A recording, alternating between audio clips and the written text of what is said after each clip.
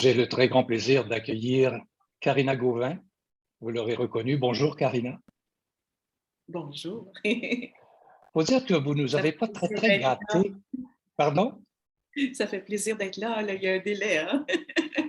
Mais il faudrait dire en même temps que vous nous avez pas beaucoup gâtés. Vous avez surtout chanté à l'extérieur. Vous avez chanté en Europe un peu partout, malgré le fait que les 2 dernières années euh, étaient particulières, quoi. Mais là, vous êtes chez nous. Vous avez travaillé avec l'Orchestre métropolitain.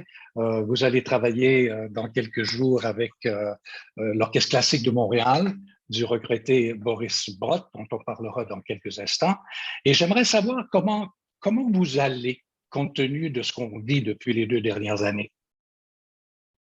Ben, c'est certain que la COVID, ça nous aura affecté tous. Ça a affecté, c'est une crise mondiale.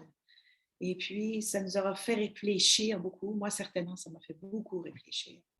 J'ai beaucoup médité sur ma vie de chanteuse, sur plein de choses, mais je pourrais vous dire que ça m'a fait beaucoup de bien. On me demandait comment ça va, mais bon, j'ai eu des moments très noirs, très difficiles, où j'ai fait beaucoup d'introspection. Et puis, de vraiment voir ce qui est essentiel, ce qui est important. Et puis, mais je peux dire que j'en suis ressortie grandie, vraiment beaucoup. Et que je regarde ce métier et cette vie d'une autre manière maintenant, avec beaucoup plus de sérénité, beaucoup plus dans l'instant qui se présente.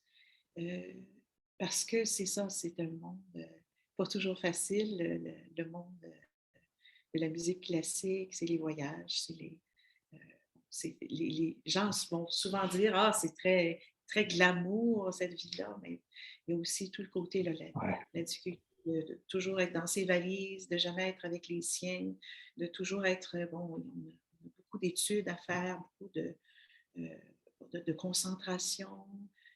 Bon, on doit toujours travailler avec des nouvelles personnes, en tout cas très souvent. Puis d'avoir cette espèce d'esprit conciliateur, tout ça. C'est toutes des choses qui, à la longue, peuvent être. On peut accumuler ça, hein, certainement, beaucoup de mes collègues et moi-même aussi. Puis, mais c'est ça, ces 2 années-là m'ont permis de vraiment prendre beaucoup de recul et d'examiner ça. C'est vraiment intéressant ce que vous racontez, Karina, parce que vous n'êtes pas la seule. Ça a été des remises en question pour des créateurs de toutes les disciplines, des gens en art visuel, des gens, oui, des gens à l'opéra, mais aussi des gens qui travaillent dans le quotidien, des gens qui... C'est une période difficile à travers laquelle on... Et est-ce que vous en arrivez à une conclusion? Est-ce que ça vous permet de tout à coup repartir la machine différemment? C'est un peu ce que vous racontiez tout à l'heure. Oui, c'est sûr que ça fait repartir la machine autrement. Euh, mais d'abord avec beaucoup plus de paix intérieure, finalement, parce que j'ai vraiment passé un peu ma vie en revue, ma façon de vivre. J'ai passé ça au peigne fin. Et puis, mais c'est ça, aussi de reconnaître, c'est un privilège de faire ce métier-là, de voyager aussi, puis de rencontrer des gens nouveaux tout le temps. Et puis d'essayer d'être dans l'ouverture vers les autres. Et dans cet espace-là, ben, on peut tous se rencontrer, on peut former des ponts, des alliances. Puis c'est des liens c'est des liens, on envoie de l'amour. C'est ce qu'on Mhm. fait aussi avec, en tout cas, c'est ce que je fais avec ma musique toujours. Puis là, mais c'est ça, c'est d'avoir ces ponts-là, d'avoir ces connexions-là avec les gens et oui, de repartir avec cet esprit-là. Euh, et surtout un esprit vraiment en paix. Parce que je me suis posé beaucoup de questions. Et comme beaucoup de mes collègues, je me suis dit, qu'est-ce que je fais là? Est-ce que je continue? Comment? Ça a été très dur de ce côté-là. Mais là, bon, après avoir, comme je vous dis, passé ça au peigne fin, Mhm. je me dis, ben, j'ai encore quelque chose à dire. Ouais. Puis je vais peut-être le dire d'une façon renouvelée avec cette paix-là qui m'habite. Ouais. Qu'est-ce que vous auriez, Karina, qu'est-ce que vous auriez à dire, je pense particulièrement aux gens, aux chanteurs et aux chanteuses qui sont à l'atelier lyrique de l'Opéra de Montréal et qui sont en train de découvrir une carrière, sont en train de s'orienter vers quelque chose qui pourrait les amener à l'international. Est-ce que le fruit de votre réflexion vous permet de leur suggérer quelque chose? C'est certain qu'on peut toujours faire des suggestions, mais chacun doit écouter sa voix intérieure par rapport à ça. Moi, c'est certain que quand je suis sortie du conservatoire, je n'avais pas les outils vocaux pour me joindre à l'atelier d'opéra de Montréal. Mon professeur Marie Daveluy estimait que je n'avais pas encore ces outils-là. Je n'étais pas assez forte encore vocalement pour me consacrer à un atelier comme ça qui peut être assez exigeant vocalement si on n'est pas prêt. Donc, moi, j'ai pris un autre chemin. Il a parfois été peut-être plus difficile, je ne sais pas, parce que j'avais quand même beaucoup de... J'avais des tendances pour la scène, j'étais très habitée par la scène, mais parce que je n'ai pas mis les pieds à l'opéra, l'atelier d'opéra, mais je n'ai pas eu les portes qui m'ont été ouvertes dans les maisons d'opéra un peu partout dans le monde. Donc, il a fallu que je fasse ces pas-là autrement. Je suis arrivée par la porte de côté, finalement. J'ai fait des concerts, beaucoup de concerts. Puis, bon, le monde, j'étais happée par le monde baroque. Puis après ça, ben, par cette porte-là, je suis rentrée par la porte à l'opéra. Donc, chacun y va de sa manière, ce qui lui chante, finalement, comment on peut être guidé intérieurement. Puis je pense qu'il faut écouter beaucoup sa voix intérieure. Je pense on a beaucoup été, bon, par le passé, on a beaucoup été guidés, peut-être des fois trop, puis pour ne pas laisser chaque chanteur vivre un peu ce qu'il a à vivre. C'est important de s'écouter soi-même, puis après ça, on est capable de prendre des décisions plus éclairées, je crois. Des fois, c'est plus difficile, mais on en sort grandi.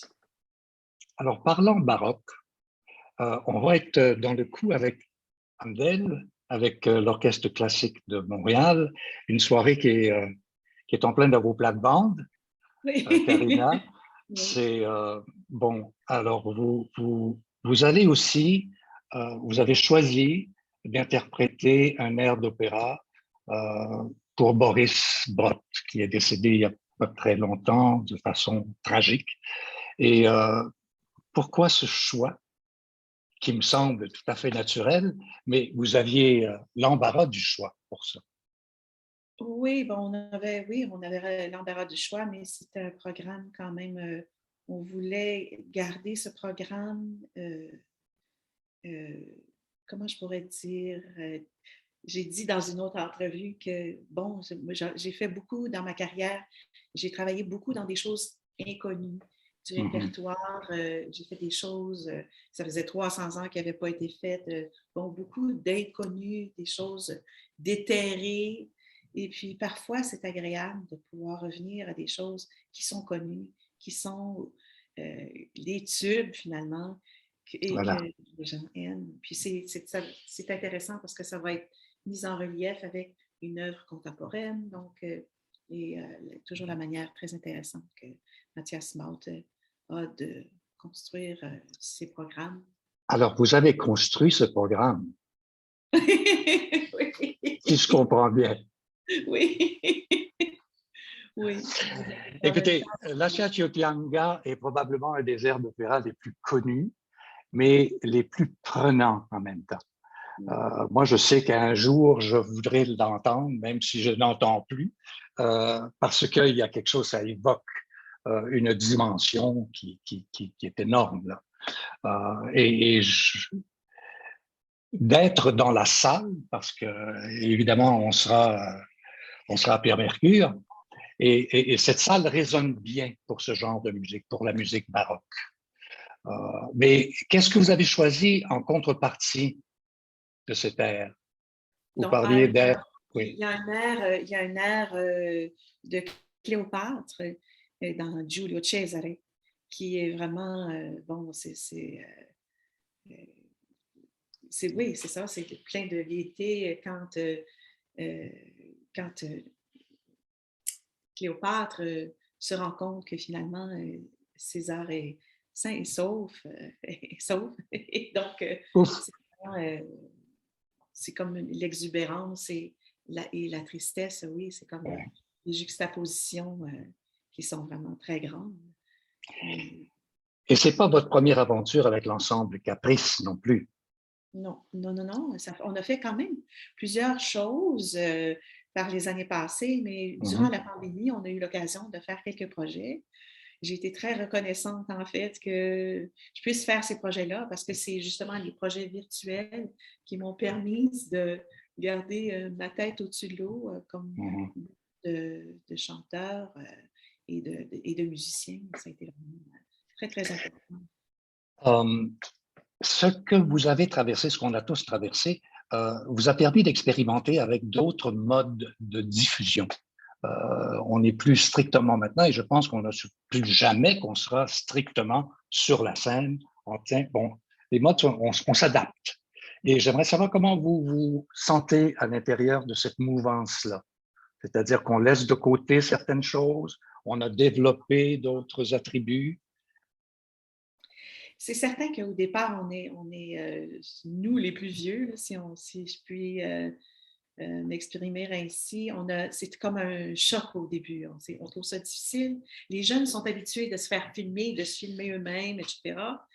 Puis nous, ben, les plus vieux, il faut se faire à l'idée que là, ce n'est plus seulement pour l'auditoire qui est là devant nous, que ce soit à l'opéra ou dans une salle de concert, mais que là, on a un auditoire virtuel qu'on ne voit pas finalement.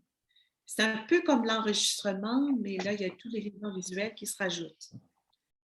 Moi, je suis habituée, j'ai fait beaucoup d'enregistrements et puis je me suis toujours fait comme un public virtuel dans ma tête à qui je chantais. Mais là, c'est tout l'élément visuel. Il faut faire la paix avec soi-même finalement. Faire la paix avec qui on est, de quoi on a l'air. Puis, c'est ça. Ça a été, je dirais, au début, là, ça a été les choses les plus difficiles. Bon, évidemment, les gens apprenaient un peu, c'était un peu là, sur le tas. Il y a eu des résultats plus ou moins heureux, d'autres plus heureux. C'est un métier, on s'est rendu compte que c'est un métier de filmer des artistes, les filmer dans des bons angles, avec des bons éclairages, savoir, bon, quand filmer qui joue, bon, c'est des On a choses. on a développé une expertise dans ce domaine-là aussi. Une expertise qui doit se développer. Puis, donc, c'est ça, je m'adapte comme tout le monde. Karina, vous avez été très généreuse. Merci beaucoup pour votre présence. Je rappelle que vous serez effectivement à la salle Pierre-Mercure jeudi, et c'est à 19h30 pour ce handel, cette soirée que l'on consacre à Boris Brott, notre regretté chef de l'Orchestre classique de Montréal. Merci beaucoup, Karina Gauvin. Merci beaucoup. Au revoir.